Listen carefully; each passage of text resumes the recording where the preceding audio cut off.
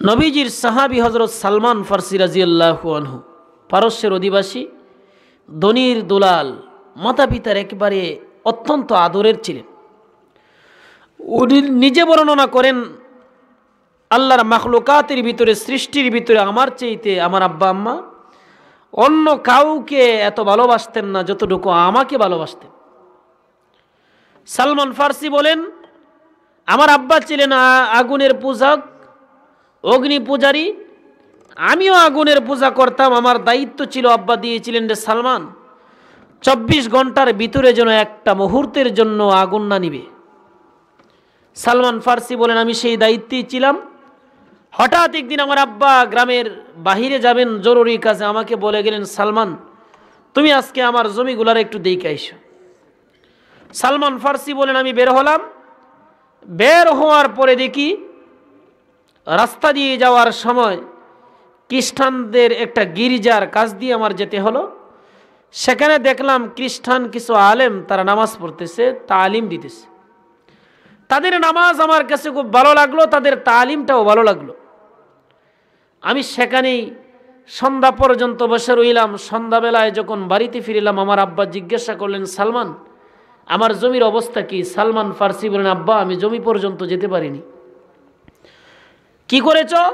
আমি খ্রিস্টানদের নামাজ দেখা শুরু করেছিলাম, তাদের নামাজ দেখলাম, তালিম দেখলাম। আব্বা আমি তাদের কাছে থেকে বুঝতে পেরেছি আমরা যে আগুনের পূজা করি এটা একবারে অনর্থক। সঠিক কোনো দিন আর ধর্ম যদি থেকে থাকে আল্লাহর জমিনে, এটা খ্রিস্টান ধর্ম আছে।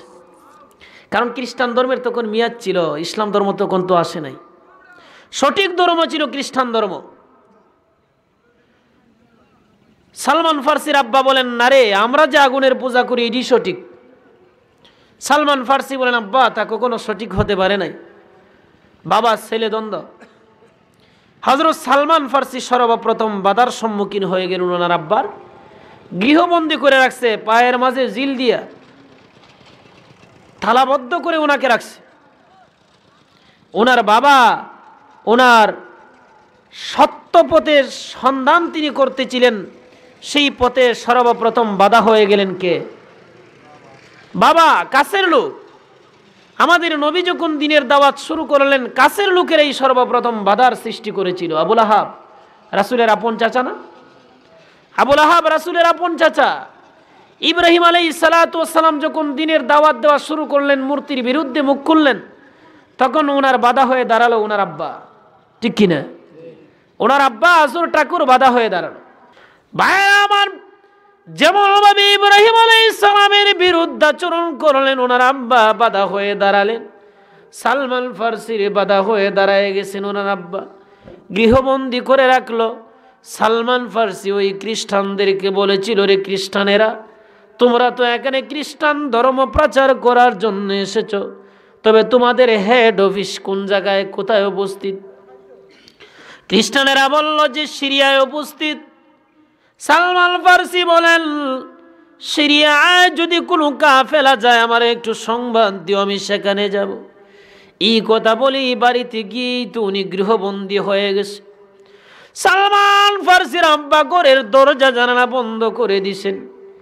ইব্রাহিম হযরত সালমান ফারসি রাদিয়াল্লাহু আনহুর রুমের দরজা খুলে বাবা খাবার দেখায়, রে সালমান তুই এখনো বল আগুনের পূজাই সঠিক, খ্রিস্টান ধর্ম এটা ভ্রান্ত। যদি বলস তাহলে তোরে খাবার দিব। ভাইরা আমার, সালমান ফারসি বলেন, আব্বা না, আগুনের পূজা কখনো সঠিক হতে পারে না, খ্রিস্টান ধর্মটাই হলো সত্য। সালমান ফারসি এইভাবে গৃহবন্দী অবস্থায় হঠাৎ করে সংবাদ চলে গেল, সালমান তুই না বলেছিলে সিরিয়ার অভিমুখে যদি কোনো কাফেলা যাত্রা করে তোমাকে জানাতে? সালমান রে, ওই মুহূর্তে 1200 থেকে বাণিজ্যিক কাফেলা সিরিয়ায় যাচ্ছে, জলদি করে আয়। সালমান ফারসি তখন তালা মারা, জিল দ্বারা বাঁধা। উনি চেষ্টা করতে লাগলেন মুক্ত হওয়ার। আল্লাহ রাব্বুল আলামিন ওনারে মুক্ত করে দিলেন। মা বাবার দৃষ্টি ফাঁকি দিয়া বাণিজ্যিক কাফেলার সাথে সিরিয়ায় গিয়ে যখন উপস্থিত হয়ে গেলেন, সিরিয়ায় যাওয়ার পরে বাহন থেকে নেমে প্রধান খ্রিস্টান আলেমের শরণাপন্ন হলো। প্রধান খ্রিস্টান আলেমের শরণাপন্ন হয়ে সালমান ফার্সি বলতে লাগলেন যে হুজুর, আমি আপনার কাছে এসেছি, আমি একজন অগ্নি পূজারী। আমার বাবাও আগুনের পূজা করতেন, আগুনের পূজায় লাথি মেরে আপনার কাছে আমি আসলাম। সত্যের সন্ধান আমাকে আপনি দিতে হবে, ধর্মীয় দীক্ষা নেওয়ার জন্য আপনার কাছে এসেছি। সালমান ফার্সি প্রথম উস্তাদের কাছে রইলেন। সকলেই প্রথমে ওনাকে ভালোই কইছে যে লোকটা বড় ভালো খ্রিস্টান আলেম। কিন্তু কিছুদিন যেতে না যেতে সালমান ফার্সি নিজে বলেন, আমি দেখলাম লোকটার স্বভাব বেশি ভালো নয়। জনগণদেরকে ধোঁকা দিয়া স্বর্ণরূপা কালেকশন করে গরিবদেরকে বন্টন করে দিবে এই কথা বলে কালেকশন নিজের হাতে আসার পরে এগুলা কলস ভর্তি করে জমা করে রাখে। সালমান ফার্সি বলেন, ওই লোকটার যখন ইন্তেকালের সময় গণায় আসলো, ইন্তেকাল যখন হয়ে গেল, খ্রিস্টানেরা আসলো ওনাকে দাফন করতে। আমি আসল বিষয়টা খুলে বলে দিলাম, ওনার স্বভাব আসলে ভালো নয়। উনি তোমাদের কাছে মনে হয় দরবেশ, উনি আসলে দরবেশ না দরসেবেশ। ভাইরা আমার, সালমান ফার্সির ওই কথা অনুযায়ী খ্রিস্টানেরা ওই লোকটারে দাফন না কইরা শুলিতে ঝুলাইয়া রাখছে। পাথর মেরে মেরে শুলিতে ঝুলন্ত অবস্থায় পাথর নিক্ষেপ করতে লাগলো। যাই হোক, প্রথম ওস্তাদ দুনিয়া থেকে বিদায় হয়ে যাওয়ার পরে সালমান ফার্সি এবার মনে মনে ভাবে, কোথায় যাব, কার কাছে আমি যাব। সংবাদ পেলেন যে মাসুলে একজন লোক অবস্থান করেন খ্রিস্টান আলেম, যে লোকটা অত্যন্ত ভালো। সালমান ফার্সি বলেন, আমি সেখানে চলে গেলাম। যাওয়ার পরে দ্বিতীয় উস্তাদের কাছে তাকলাম। দ্বিতীয় উস্তাদের কাছে তাকতে লাগলাম, লোকটা আসলে ভালো, শেষ পর্যন্ত আল্লাহর ওলি হিসাবে আমি পেয়েছি। সালমান ফার্সি বলেন, অনেক দিন ওনার কাছে থাকার পরে ওনার যখন মৃত্যুর সময়ে গণায় আসলো, আমি বললাম, রে খ্রিস্টান আলেম, আমি তো এখনো মনজিলে মাকসুদে পৌঁছতে পারিনি, গন্তব্যে আমি এখনো পৌঁছিনি। আপনার যদি ইন্তেকাল হয়ে যায়, আপনার পরে আমি কার কাছে যাব?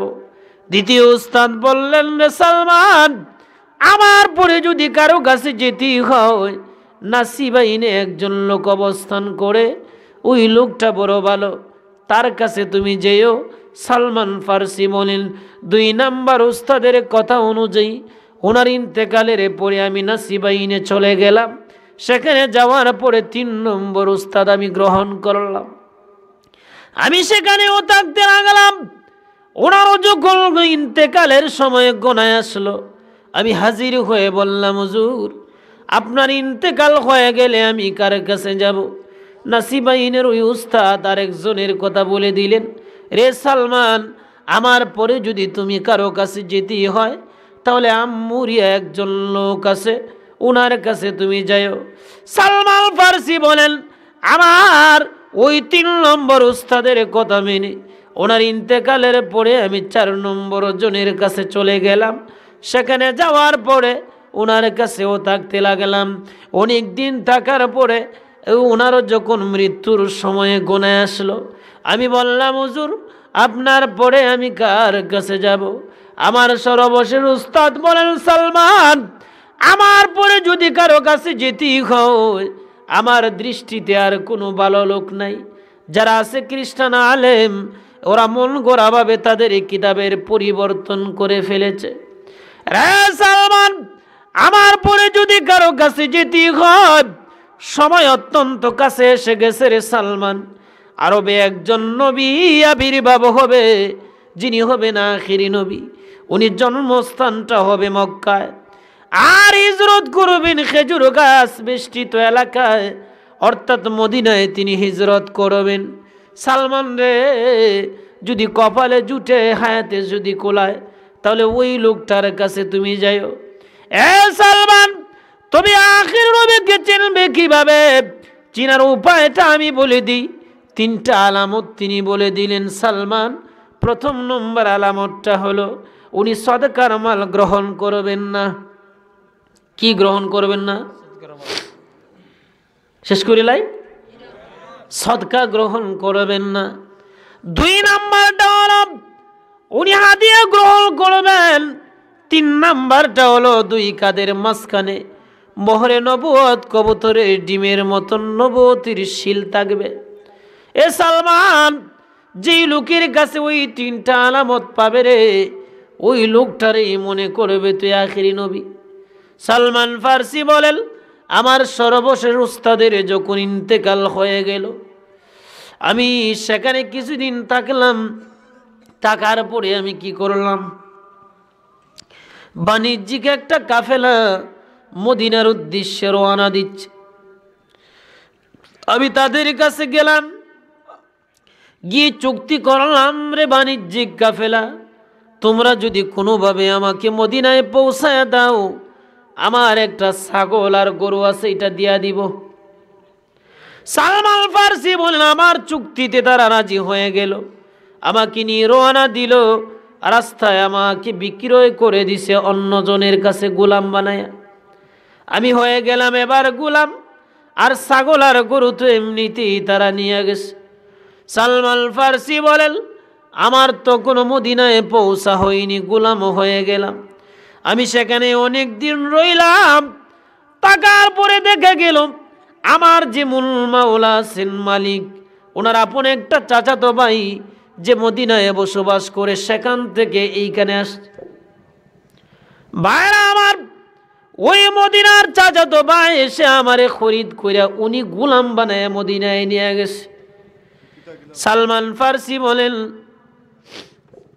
যদিও দ্বিতীয়বারে আমি গোলাম হলাম, দ্বিতীয়বারে গোলাম হওয়ার পরেও মনের মাঝে কোনো দুঃখ নাই, আনন্দ বিরাজ করে। কেন আনন্দ? আমার সর্বশেষ স্থানে বলেছিলেন আখিরি নবী যিনি হবেন, উনি মদিনায় হিজরত করবেন, গোলাম হইয়াও তো মদিনায় যেতে পারবো। সালমান ফার্সি বলেন, আমি গোলাম রয়ে গেলাম, মদিনায় থাকতে লাগলাম, মালিকের কাজ করি। হঠাৎ একদিন খেজুর গাছে উঠলাম, খেজুর পাড়ার জন্যে আমার মালিক খেজুরের গাছে নিচে দাঁড়িয়ে আছে। হঠাৎ করে খেজুরের গাছ থেকে আমি শুনি একজন বলতেছেন, রে ভাই, কুফাবাসীদেরকে আল্লাহ ধ্বংস করো। কেন ধ্বংস করবে? কুফা এমন একজন মিথ্যা নবীকে আশ্রয় দিয়েছে, যিনি দাবি করেন উনি নাকি আখিরি নবী। তখন আল্লাহর রসুল মক্কা থেকে হিজরত করে কুফায় 3 দিন অবস্থান করেছিলেন। ভাই আমার, সালমান ফার্সি বলেন, ওই সংবাদটা আমার কানে যখন বাজলো, আমার শরীরের মাঝে কম্পন শুরু হয়ে গেছে। আমি গাছ থেকে পড়ে যাব, জাফটা মেরে জমিনে পড়ব না, দৃঢ়ভাবে নামবো। আর যাই হোক, আমি শেষ পর্যন্ত তাড়াহুড়া করে গাছ থেকে নামলাম। আমার বয়স তখন 250 বৎসর হয়ে গেছে, মুরব্বী। সালমান ফার্সি বলেন, যেই মুহূর্তে আমার মুনিবের কাছে গিয়ে জানতে চাইলাম, মুনিব, আপনার ভাই আপনাকে কি সংবাদ দিছে? মুনিব আমাকে বলল, রে গোলাম, তোর কাজ হলো কাম করা, গোলামি করা, তুই এই সংবাদ জানিয়ে কি করবে? এই কথা বলে আমার মুনিব 250 বৎসরের বয়স আমার তখন, আমার গালের মধ্যে একটা চপেটাঘাত তাপ্পর মেরে দিছে। সালমান ফার্সি বলেন, এই তাপ্পর খাওয়ার পরেও আমি আবার কাজে চলে গেলাম। সেখানে গিয়ে আমি আমার কাজ করতেছিলাম। রাত্রি যখন হয়ে গেছে, আমি সারাদিন কাজ করে রাত্রের আধারে পাহাড়ের পথ, পাথরের পথ অতিক্রম করে আমি 3 মাইল দূরে কুফা, সেখানে গিয়ে হাজির হয়ে গেলাম। সাথে কিছু খেজুর নিয়ে গেলাম আল্লাহর রসুলের সাক্ষাতের জন্যে। আমি গিয়ে দেখি আল্লাহর নবী যে ঘরে অবস্থান করতেছেন, দরজার সামনে দাঁড়ায় আছে আবু বকর। আমি আবু বকরের বাধার সম্মুখীন হয়ে গেলাম। আল্লাহর নবী দেখেন, বিশ্ব নবীকে আমিও দেখতেছি। নবীজির চেহারার দিকে তাকাইয়া 2টা চোখ দিয়ে আমার পানি পড়তে আসে। আল্লাহর নবী আমার চোখের পানি দেখে বললেন, রে আবু বকর, লোকটারে আমার কাছে আসতে দে। আবু বকর সরে গেল। আমি বিশ্ব নবীর কাছে গিয়ে হাজির। ইয়া রাসূলুল্লাহ, ইয়া হাবিবাল্লাহ, আমি কিছু সদকা নিয়ে এসেছি, খেজুর। ওগো নবীজি, আপনি আপনার সাহাবীরা অনেক কষ্ট করে বহু পথ যাত্রা করে এসেছেন, খাবারের প্রয়োজন, আমি কিছু খেজুর দিলাম সদকা। আল্লাহর নবী বলেন, রে সালমান, না, আল্লাহ রাব্বুল আলামিন সদকা আমার জন্য হারাম করে দিয়েছেন, আমি গ্রহণ করব না, আমি খাবো না, তবে আমার সাহাবীদের মাঝে বন্টন করে দাও। সালমান ফার্সির সর্বশেষ উস্তাদ বলেছিলেন, তিনটা আলামত যে বলেছিলেন, এর মাঝে একটা আছিল কি? সদকা গ্রহণ করবেন না। নবীজি সদকা গ্রহণ করছেননি। সালমান ফার্সি বলেন, আমি কি করলাম? সাহাবীদেরকে দিয়া আবার মাওলার বাড়িতে চলে আসলাম, মুনিবের বাড়িতে চলে আসলাম। কাজ করি, 2-3টা খেজুর আমাকে আমার মালিক দেয়, অর্ধেক খাই, অর্ধেক আমি জমা করি। আবার কিছুদিন পর বিশ্বনবীর দিকে রওনা দিলাম। এতদিনে নবীজি চলে আসছেন মদিনায়। কুফায় মাত্র 3 দিন ছিলেন আল্লাহর নবী। আবু আইয়ুব আনসারীর বাড়িতে তখন নবীজি অবস্থান করেন। সালমান ফার্সি বলেন, রাত্রে আধারে নবীজির সামনে হাজির হয়ে বললাম, ইয়া রাসূলুল্লাহ, ইয়া হাবিবাল্লাহ, আমি কিছু খেজুর নিয়ে এসেছি হাদিয়া আপনার জন্যে। ওগো নবীজি, আপনি গ্রহণ করুন। রাসূল হাদিয়া গ্রহণ করতে সমস্যা আসেনি। হাদিয়া নবীজি গ্রহণ করলেন, নিজে খাইলেন, সাহাবীদেরকে খাওয়ালেন। তাহলে সালমানের সর্বশেষ উস্তাদ যে বলেছিলেন 2 নাম্বার আলামতটা হবে তিনি হাদিয়া গ্রহণ করবেন, এই আলামত প্রকাশ পাইছেনি। এবার 3 নম্বর আলামত বাকি রয়ে গেছে, মোহরে নবুয়ত। সালমান ফার্সি বলেন, আমি মালিকের কাজ করতেছিলাম, আবার কিছুদিন পরে আল্লাহর নবী জান্নাতুল বাকির কাছে একটা জানাজায় গিয়ে হাজির হলেন। আমিও সেখানে হাজির হলাম। হাজির হয়ে বিশ্ব নবীর পিছনে পিছনে আমি ঘুরি, কোন সুযোগে মোহরে নবুয়তটা দেখব, আর উনি যে আখির নবী এটা নিশ্চিত হয়ে যাব। সালমান ফার্সি বলেন, আল্লাহর নবী আমার মনোভাব বুঝতে পেরে পিছনের চাদরটা একটু সরায় নিছেন। আমি কাছে গেলাম, গিয়ে দেখি রাসূলের 2 কাঁধের মাঝখানে মোহরে নবুয়ত বেশে রয়েছে, আমার চোখে বেশে গেছে। সালমান ফার্সি বলেন, বিশ্ব নবীকে আমি ধরে 2টা টুর দিয়ে মন মতো একটা চুমা বসায় দিলাম। আল্লাহর নবী আমাকে ধরে বলেন, রে সালমান, যে টুর দ্বারা তুমি মোহরে নবুয়তে চুমু দিয়েছ, ওই টুটুওয়ালার জন্যে মহান আল্লাহ জান্নাতের আগুন রে হারাম করে দিছে। সালমান ফার্সি বলেন, আমি নবীজির এই মোহরে নবুয়ত দেখার পরে আর দেরি নয়, কালেমা পড়ে মুসলমান হয়ে গেছি। এবার মালিকের কাজ করি দিনে রাত্রে নবীজির কাছে গিয়ে হাজির হই। আল্লাহর নবী একদিন আমাকে বলেন, সালমান, তুমি তোমার মালিকের সাথে চুক্তি করো আজাদ হওয়ার। সালমান ফার্সি বলেন, হুজুর, আমার মালিক এত কঠিন লোক, এও আমাকে সহজে আজাদ করবে না। কঠিন 2টা শর্ত দিয়ে দিছে। প্রথম নম্বর শর্তটা হলো, নিজ হাতে 300 খেজুরের বিচি রোপণ করব, এইগুলার সেবা যত্ন করব, পানি দিব, আগাছাও পরিষ্কার করব আমি। ওই আর যেদিন 300 গাছের 300 গাছে খেজুর আসবে, ওই দিন আমি আজাদ। খেজুর গাছে কি 2-4 বছরে ফল আসে? কত বছর লাগে? 25-30 বছর। তাহলে এটা আজাদ হওয়ার শর্ত দিছেনি। ইয়া রাসূলুল্লাহ, ইয়া হাবিবাল্লাহ, 2 নাম্বার শর্ত দিছেন 40 আউকিয়া স্বর্ণ দিতে। 1 আউকিয়া পরিমাণ হলো 3 বড়ি, তাহলে 40 আউকিয়া 120 বড়ি স্বর্ণ হয়। 120 বড়ি স্বর্ণ এই গোলাম বেটার কাছে আসেনি। তাহলে এটাও তো আজাদ হওয়ার ইচ্ছা না, আজাদ হওয়ার কথা বলেনি। ভাই আমার, আল্লাহ নবী বলেন, সালমান, আর দেরি নয়, 2টা শর্ত তুই মেনে আয়, আল্লাহ ব্যবস্থা করে দিবেন।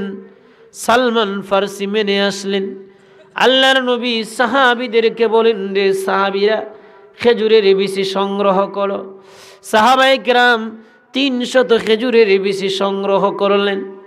আল্লাহ নবী সালমানকে নিয়ে সালমানের মুনিবের বাড়িতে হাজির হয়ে গেলেন। রে সালমানের মুনিব, জায়গা দেখিয়ে দাও, কোথায় রোপণ করব। জায়গা দেখায় দেওয়া হলো।